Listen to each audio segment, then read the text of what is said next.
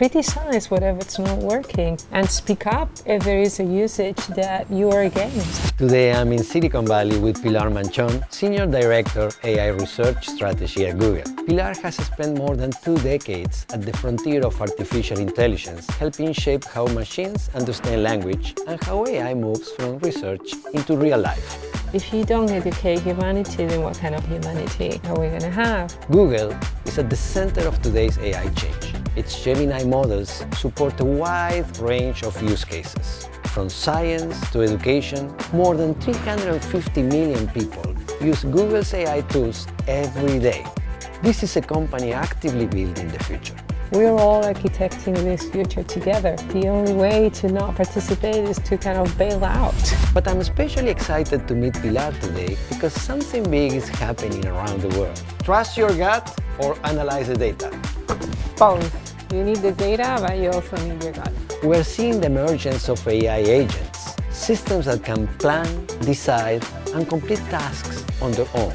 Leaders and individuals are all asking the same urgent questions. How do we prepare for jobs that are changing in real time? And how do we stay in control of systems that can act on their own? How do we protect trust and information in this new era? Good day, everyone. I'm here today with Pilar Manchón, Senior Director, AI Strategy and Research for Google. Pilar, welcome to the Tech Series. Thank you for having me. It's a pleasure. My pleasure.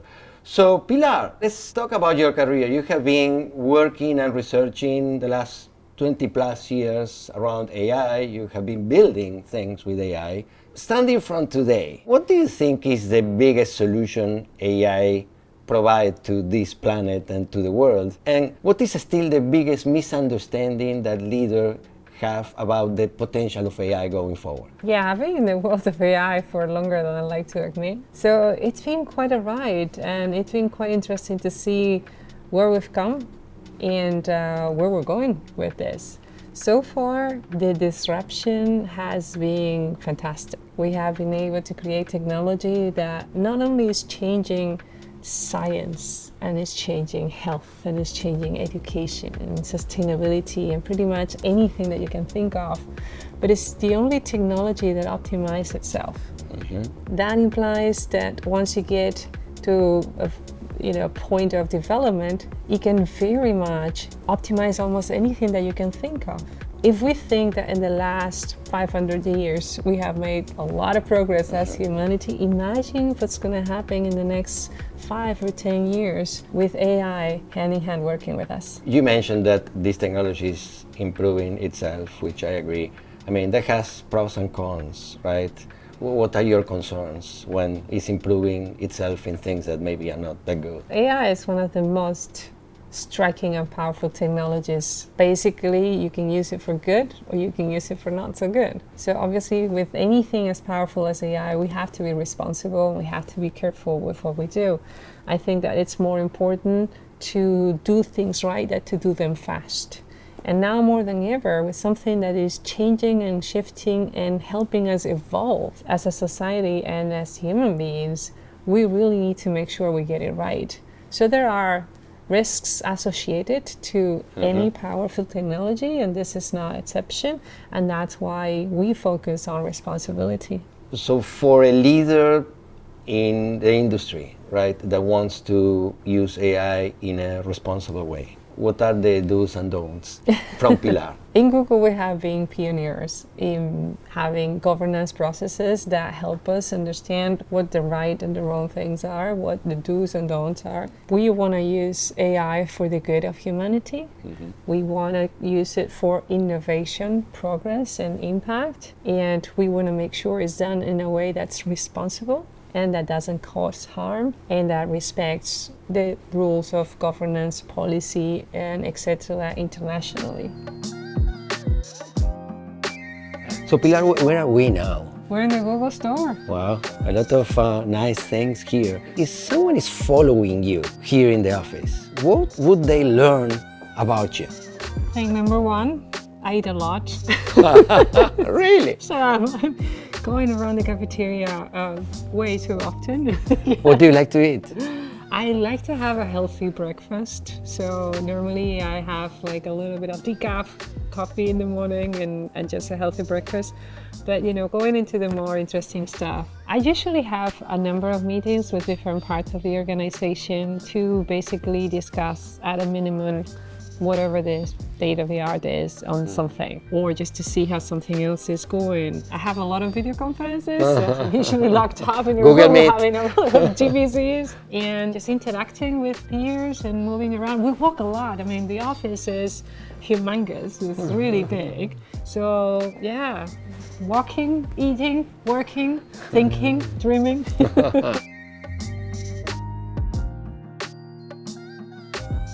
One of the reasons why I'm happy about working for Google is that we're trying to look at all these challenges, not only from the perspective of the technology and what's coming, but from the perspective of the human in the middle, the human in the center. I have the honor or the privilege of working in a group where it's human-centered AI. Mm-hmm. So we look at the problem space in terms of how does it affect the human, the individual, and the community. All kinds of things, and including myself, looking into the human values alignment area.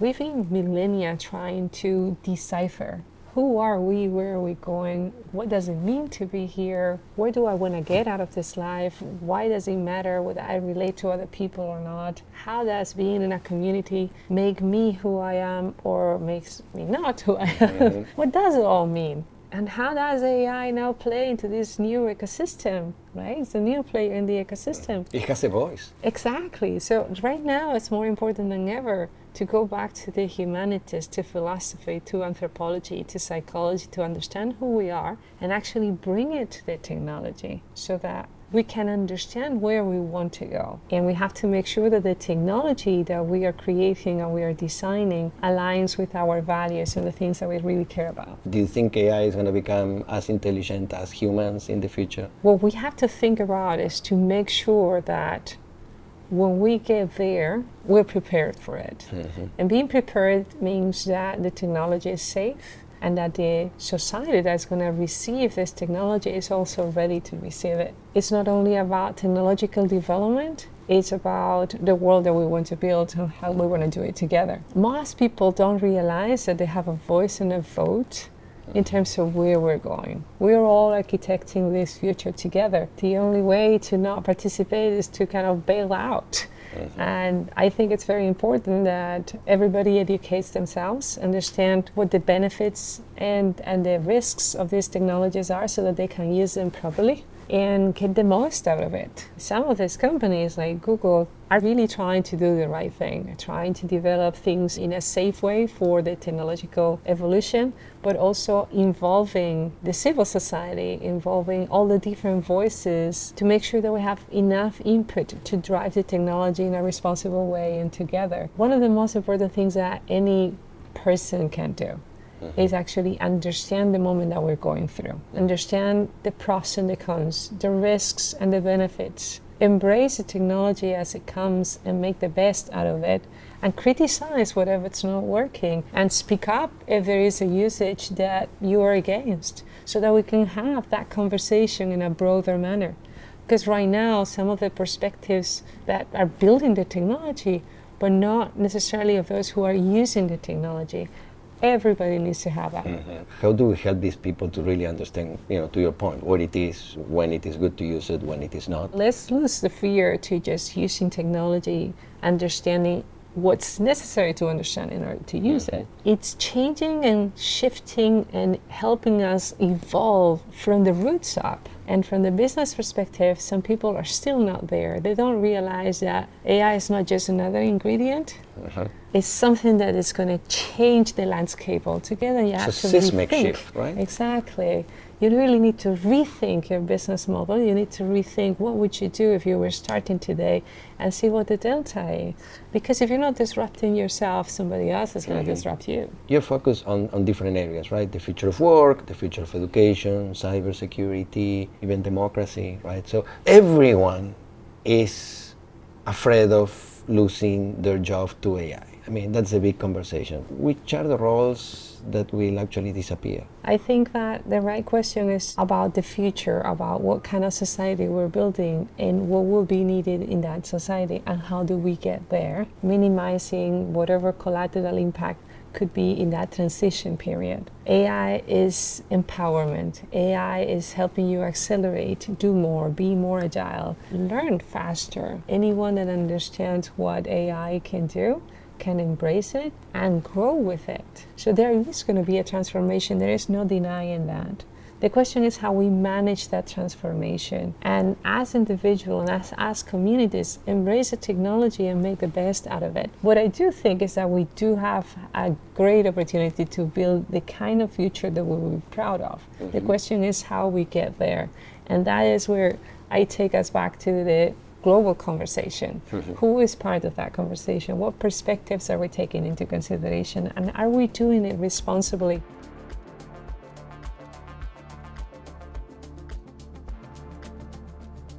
I think that we're at an age where the evolution of AI is not only about technology anymore, it's about who we are as society, as humanity, as a species. And there's so much that we don't know about ourselves, that we don't know. If we want to define a future and AI is going to help us do that, what's the best way to do that? Bringing humanities and sciences together to have that conversation. And a big part of that conversation is human values. What are our values? What are the human dimensions that we really care about? And how do we make sure that they are embedded in the models themselves so that they don't just get whatever performance or whatever results we want them to have, but they do things in the way that we care about. They make decisions according to whatever parameters we really care about. Did you find in your research that there are values that no matter what country or culture, they're almost more or less the same? There is something that brings us together as humanity, right? And you can think mostly about human rights, for instance. Not every country is part of the human rights agreement, but most of them are. So there are things that bring us together. There are other things like empathy that are very important in our day-to-day. And when you think about technologies that are helping us with our health or with things that are sensitive for us, things like empathy and understanding what the human experience is are fundamental to give the kind of care that we want. I have a 20-year-old. He is now at the university and he's studying and he's asking himself all these questions, and my answer to him is always like, you study more, you learn more, be passionate about certain things. And there is always the creativity, there is always that perspective, there is always the human experience that we bring to the table that can give us that extra edge to get AI to do things the way we want it. What specific advice you give him around that? I told him to go to university because I think education in general, and especially higher education, is evolving and is changing, and it's not like it was even 2 or 3 years ago, and it won't be the same in a few years. What's changing? The availability of knowledge is everywhere now. Even if you are like in the other side of the world, you can access lectures from the best universities in the world just by having a connection, and in most cases it's for free. So it's the age of the self-learned man. Wow. You can learn anything that you want. Everything is at your disposal and in a very inexpensive way. And I think that AI is going to help us do more, do it faster, and grow larger than we ever thought we could be as professionals and as humans. Google is bringing Gemini for education as a tool for teachers and students. How does this AI tool help teachers and students? Education is one of the key verticals that I personally think is super important, and Google is investing a lot in, because it's the key to the future. If you don't educate humanity, then what kind of humanity are we going to have? And especially now, where it's more important than ever to understand who we are, where we're going to go. Education gives you perspective. What is better than using AI to facilitate that education, to make it available, to help those who want to be educated and those who are the providers of that education. So creating tools that can help analyze whatever subject matter, learn at the speed that you need to learn, so very personalized in that way, and also provide teachers and professors with the right tools, not only to help students, but to also evaluate their knowledge. We just launched in Google Research something like the AI Quest, which is a really nice way of gamifying AI for kids. Oh. And they learn how AI can be used for things like flood prediction, preventing fires, or sustainability, using AI in ways that inspire you to want to be part of that new generation. So we need to nurture and we need to focus on is critical thinking. Right now you have all the knowledge of the world in your hands, like you do right now, pretty much. What makes a difference is your ability to discern what's important and what's not, what's true and what's not, and what does that even mean. Humanity, our sense of humanity, is now more important than ever, and critical thinking is part of that. We're more free than ever, but we're also more constrained than ever if we do not have critical thinking. Do you think teachers and professors in universities are ready for that? I don't think anybody's ready in general. We're all learning.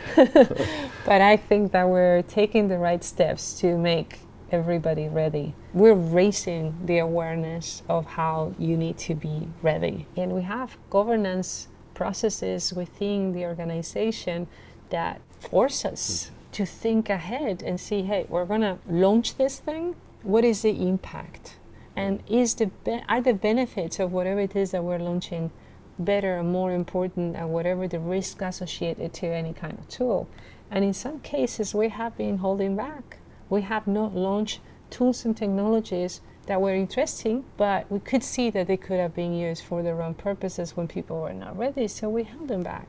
Having people thinking ahead of time in those terms is very important. So we are creating a new pillar of research that is aiming to protect human agency, freedom, and democracy.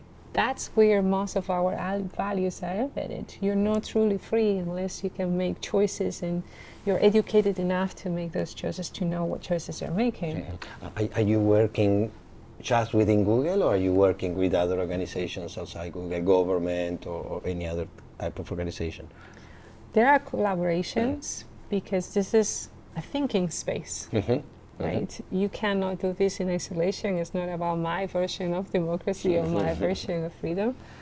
So it's about how our tools are empowering others to think more, how we can bring different perspectives together, how we can create forums where these conversations can be had. So I think that collaboration is a must. I agree. Pilar, los dos hablamos en español, pero español, el real de España, y el español de Argentina, que lo hemos cambiado un poquito. ¿Cuál te gusta más?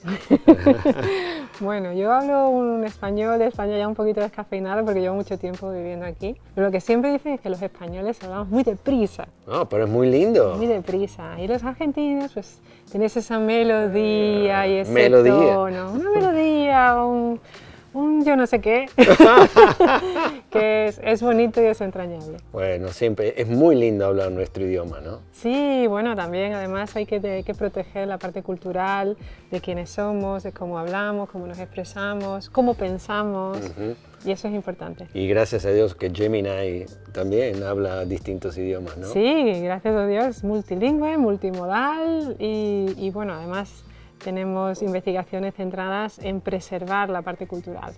This intent and focus on making AI something good for humanity, where does it come from? I like to think I'm a good person. As someone with Christian values and Catholic upbringing, I care about humanity, I care about my peers, I care about the world, I care about the before and after. Am I going to be leaving this place better than it was when I came here? What is my life print going to be?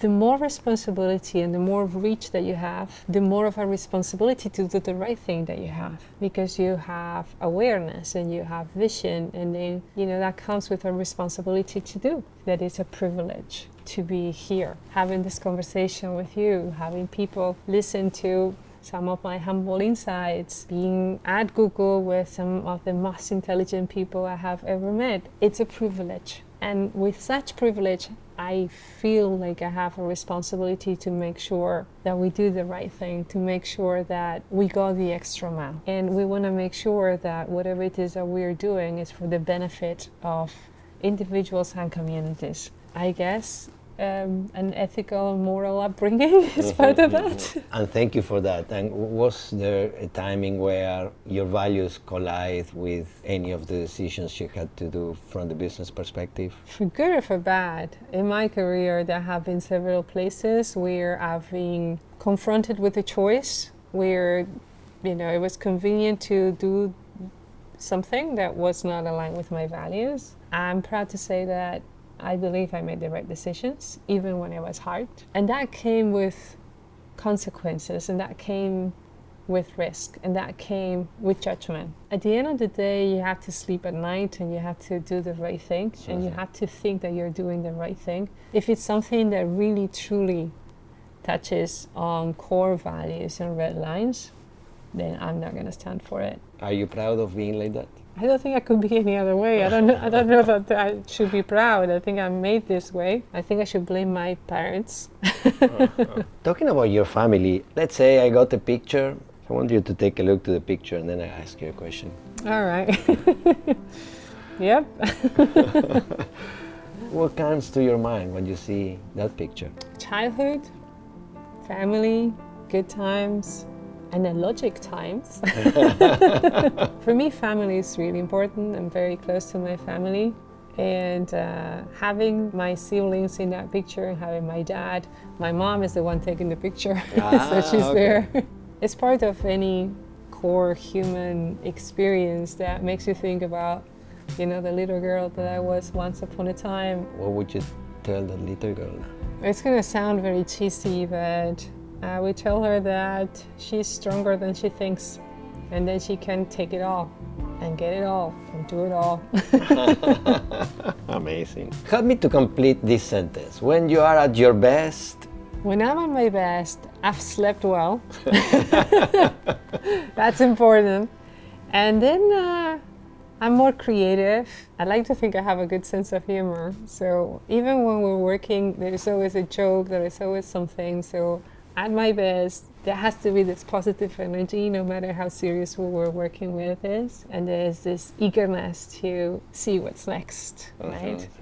Thank you very much. Muchas gracias for being here today. It was an amazing conversation. I learned so much about AI and yourself as a leader. I mean, really, really extraordinary time. Thank you so much for having me. It was a fun conversation, and I'm here whenever you need me. Thank you, Pilar. What I take from this conversation is actually very simple. We keep talking about AI like it is a technology story, but listening to Pilar, it feels much more like a human transformation story. So the real question is not, will AI take my job? It is, how fast can I adapt? I found her energy refreshing. Pilar talks about AI with optimism, confident that this can make things better if we take responsibility. So maybe that is the key takeaway for all of us. AI is powerful, but the real question is, what will we choose to do with that power? This is the Tech Series, where innovation meets humanity. See you in the next episode.